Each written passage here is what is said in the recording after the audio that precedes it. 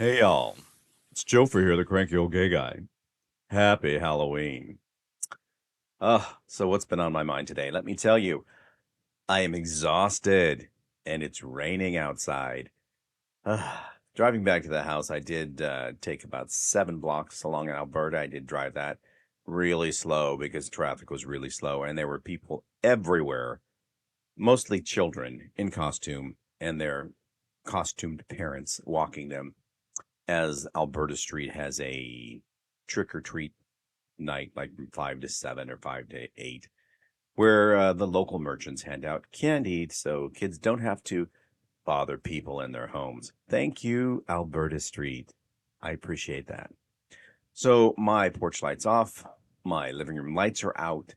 The house is pretty much dark except where I'm at because I don't want those little critters banging on my door and begging for candy. Why? Because you never know how many are going to show up, sometimes none, sometimes too many.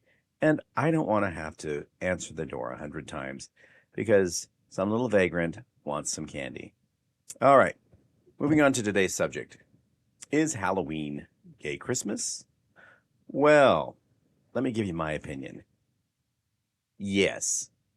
Why? Because I'm not a big fan of Halloween right now, and I'm certainly not a fan of Christmas, so they're kind of the same thing to me.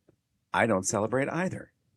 Now, I can't really say that because I will go to a pre-Christmas party, and at times I have gone to a Halloween event or Halloween party. It's just, I was younger then, so I think that gay Christmas Halloween is for children. Unless, of course, you live in a very large city that has an active gay population where they have the Halloween parade and every nightclub and restaurant is celebrating gay Halloween. That's not Portland. I think LA does that, probably in West Hollywood, and New York does that. New York City, they've got, I think, the largest Halloween parade in the world. That's my understanding.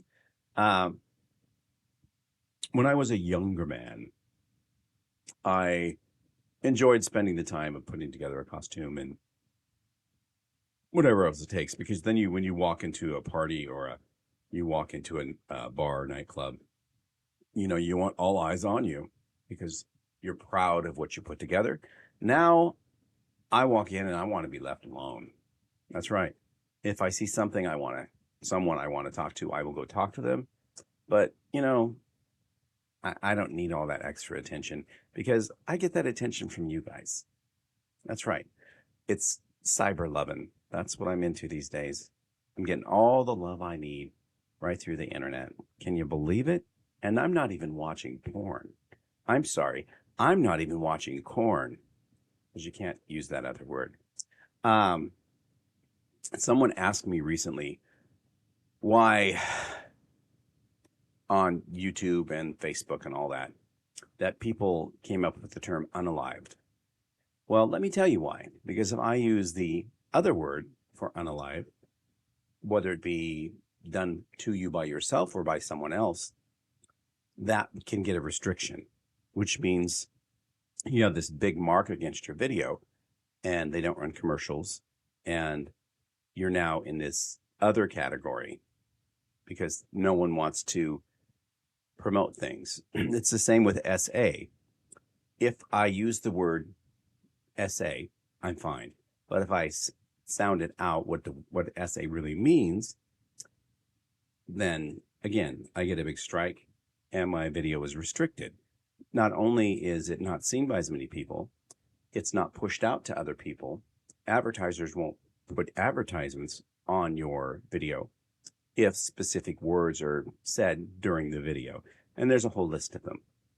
Now, you learn the hard way how to do this by getting restrictions, or you read several charts. I mean, YouTube will give you, a handful of words you're not supposed to say without getting a restriction, because this is supposed to be a family-friendly channel and a family-friendly app or website.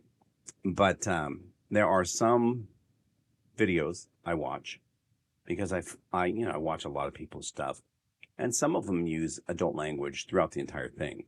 But They're not worried about commercialization because they have, 500,000 subscribers, and they have product placement where advertisers have reached out to them and said, "Hey, we like the fact that you have so many people watching you. How would you like to promote our product?" And in doing so, they can just forget about all of YouTube's restrictions, and they can't be visually against what YouTube talks about, but they can say things. And as long as it's not considered hate speech, I think that's the only one, that and threats. That's the thing that are going to get you knocked off. But otherwise, they can use as much adult language as they want. But this is really off topic. Gay Halloween is gay Christmas. Why? Because historically, Halloween was the time when gays and lesbians, or people of other sexes, could be flamboyant, dress in costume, dressed as the opposite sex, wear makeup when you're not allowed to wear makeup. Women could wear pants. And all of this was accepted on this one night. So it was like Christmas because, someone who's transgender and wants to dress as the opposite sex but isn't allowed legally could do it on this night. So it was like a gift, a Christmas gift. Now, I know a lot of things have changed since then, but there's still a lot of restrictions in the country and in society in general. And right now, the current administration, which is being run by the Heritage Foundation, look it up, do your research. They would like to take us back to those times when everyone is in the closet. Trans people don't exist, period. And conversion therapy is the solution for anyone who comes out as non-hetero. That's my politics for today. But we were talking about gay Christmas. And again, that's why it was considered gay Christmas, is because this is the day you could do all of those things. For me, I don't care to do all those things anymore. Got it out of my system. Now I just want to do something that's interesting to me. I don't mind meeting people, but I don't want to be in a crowd of 1,000 or a crowd of 200 or even a crowd of 100 necessarily. 50, 60 people, that's probably my tops, because if it's some kind of a social event, I can, over the evening, work my way through that crowd and probably meet everyone that I want to meet.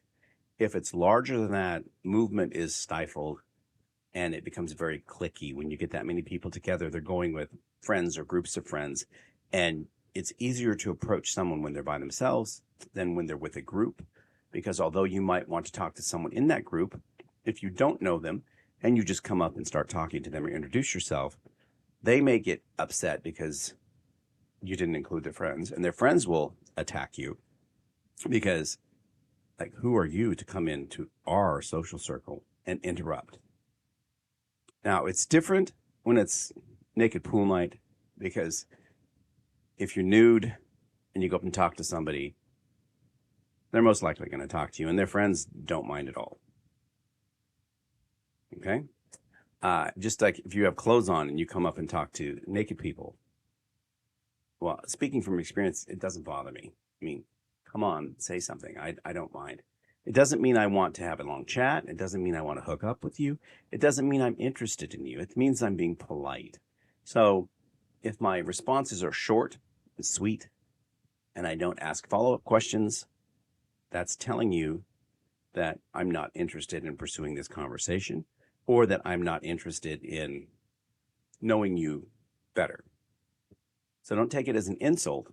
Take it as a shot by shot. Sometimes it leads to more, sometimes it doesn't. It doesn't have a lot to do with Halloween. And Halloween, there is a costume party at the Eagle tonight, but I am not going because, again, noise. I haven't put together a costume. I don't want to wear the same thing I've worn the last 2 or 3 times I've gone. Believe it or not, people remember and they'll go, "Didn't you wear that?" Blah, blah, blah, blah. And it's like, quit being a queen. Just, keep it to yourself. Why? Because I didn't order some kind of an outfit online and get all prepared, because I didn't plan on doing anything this season. I'm an older gentleman, and I know it's not that late here right now, but I feel like I could go to sleep right now. I won't for another like 3 hours. But yeah, nothing really starts up at a bar until 9 o'clock anyway, as far as people start to show up.